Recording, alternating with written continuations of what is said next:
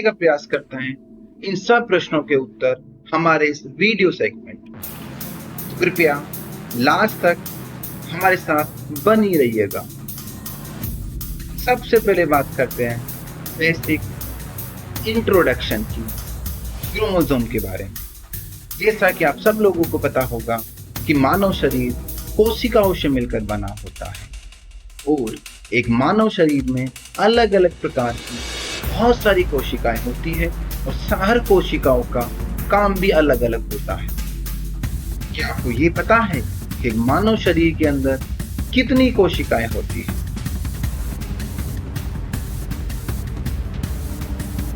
तो आपको ये जानकर सरप्राइज होगा कि मानव शरीर के अंदर लगभग 40 ट्रिलियन कोशिकाएं।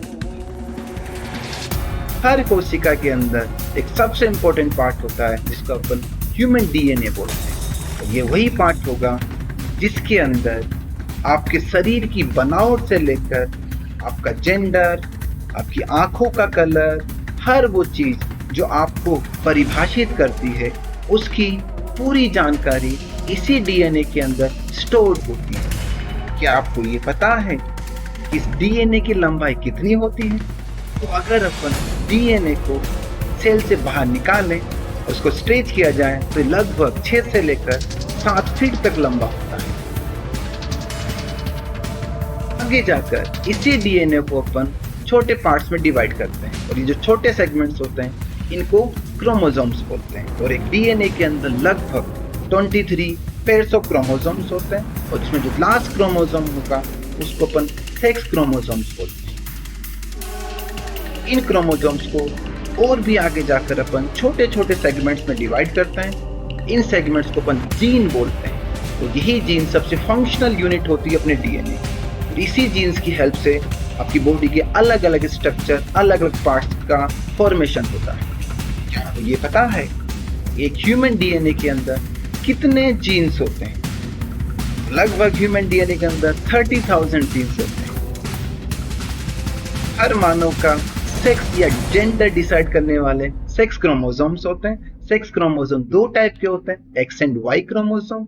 और एक मेल के अंदर एक्स और वाई 2 क्रोमोसोम्स होते हैं और एक फीमेल के अंदर एक्स और एक्स 2 क्रोमोसोम्स होते हैं।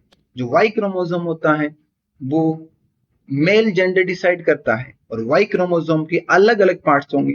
सबसे इंपॉर्टेंट जो पार्ट वाई क्रोमोसोम का होता है वो SRY जीन होता है और ये वही जीन होगा जो किसी भी मेल का जेंडर डिसाइड करता है।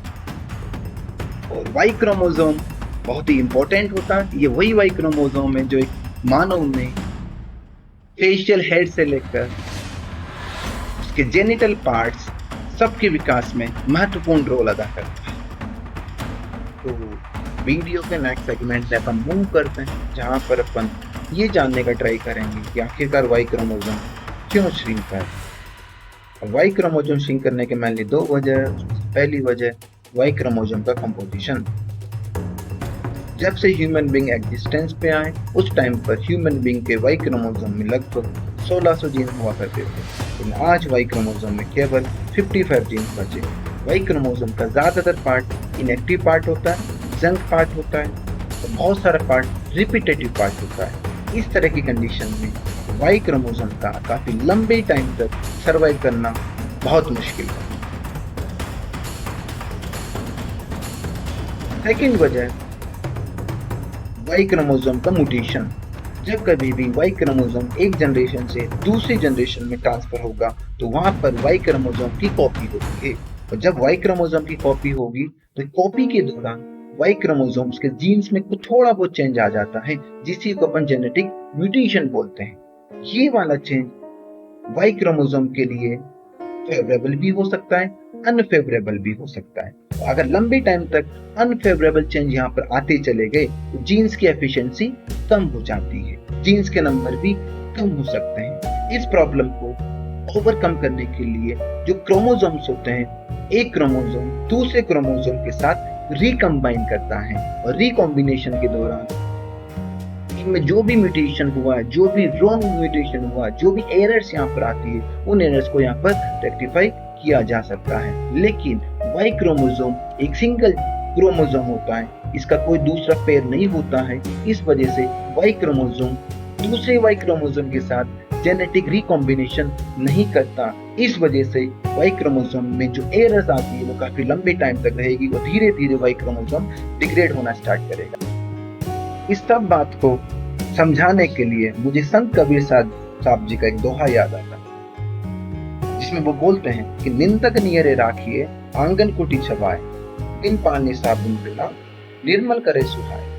इसका ये मतलब है कि जैसे जैसे अपन अपनी लाइफ में आगे बढ़ते जाते हैं, अपने अंदर कुछ ना कुछ कमियां आना स्टार्ट हो जाती हैं। लेकिन अगर आपके पास एक सच्चा और एक अच्छा दोस्त है, एक अच्छा निंदक दोस्त है, तो वो क्या करेगा, आपकी जो जो कमियां होगी उनको आपको बताएगा, आपके साथ शेयर करेगा और उन कमियों को रेक्टिफाई करने में आपकी हेल्प करता है। तो अगर आपके पास अच्छा निंदक दोस्त हुआ तो लाइफ में कभी भी आपके कैरेक्टर में कोई भी बुरी चीज कभी नहीं आएगी। सेम कहानी वाई क्रोमोसोम के साथ भी होती है। वाई क्रोमोसोम के पास कोई भी दूसरा अपना दोस्त नहीं होता है। इस वजह से वाई क्रोमोसोम अपनी कमियों को दूर नहीं कर पाता और इस वजह से वाई क्रोमोसोम टाइम के साथ साथ डिग्रेड होना स्टार्ट हो जाता है।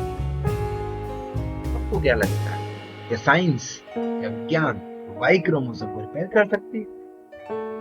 वाई क्रोमोसोम का छोटे होने का, श्रिंक करने के क्या क्या इम्प्लीकेशंस हो सकते हैं?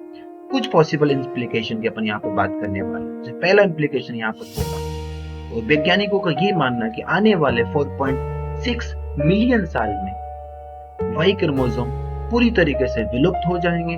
तो उसके बाद पुरुष प्रजाति भी विलुप्त हो सकती है। क्या लगता है कैसी होगी ये दुनिया बिना पुरुषों के? प्लीज कमेंट कीजिएगा। क्या अपन बिना वाई क्रोमोसोम के भी सर्वाइव कर सकते हैं? आपको क्या लगता है इसके बारे में? प्लीज कमेंट जरूर कीजिएगा। अगला तरीका अगली पॉसिबिलिटी हो सकती है कि रिप्रोडक्शन में यहाँ पर चेंज आए। ह्यूमंस का रिप्रोडक्शन होगा, उसका तरीका चेंज हो सकता है टेक्नोलॉजी का यूज करके ह्यूमंस क्लोन बनाना स्टार्ट करेंगे, जिसमें वाई क्रोमोसोम की कोई रिक्वायरमेंट नहीं होगी, या जीन एडिटिंग करके अपन वाई क्रोमोसोम में नए नए जीन्स इंट्रोड्यूस करवा दें, या फिर आर्टिफिशियल रिप्रोडक्शन का भी अपन यूज करके मानव जाति का विलुप्त होने से बचा सकते हैं। या एक और पॉसिबिलिटी यहाँ पर यह भी हो सकती है कि ह्यूमंस आगे जाकर असेक्सुअल रिप्रोडक्शन का यूज करना स्टार्ट करें, जिसमें मेल की कोई रिक्वायरमेंट नहीं है। अगर ऐसा होगा तो ऐसी शायद अपनी दुनिया हो सकती है जहां पर मेल आपको नजर नहीं आता। वाई क्रोमोसोम का श्रिंक करना केवल मानव के लिए चिंता की बात नहीं है। इवन वाई क्रोमोसोम बाकी दूसरी प्रजातियों में भी टाइम के साथ श्रिंक कर रहा है, छोटा हो रहा है। लेकिन कुछ प्रजातियां ऐसी भी है जिनमें वाई क्रोमोसोम पूरी तरह से खत्म या समाप्त हो गया है, फिर भी वो प्रजातियां आज भी सरवाइव कर रही हैं, जो कि खुशी की बात है। उसका रीजन ये है कि उन प्रजातियों में वाई क्रोमोसोम की जगह किसी दूसरे जीन इवॉल्व कर लिया है फॉर जेंडर डिटर्मिनेशन। और ये बात मानवों के लिए कोई आशा की किरण से कम नहीं है। और एक लास्ट पॉसिबिलिटी ये भी हो सकती है कि कोई भी चीज यहाँ पर वर्कआउट नहीं करती है, फाइनली ह्यूमंस का एक्सटिंक्शन भी पॉसिबल है।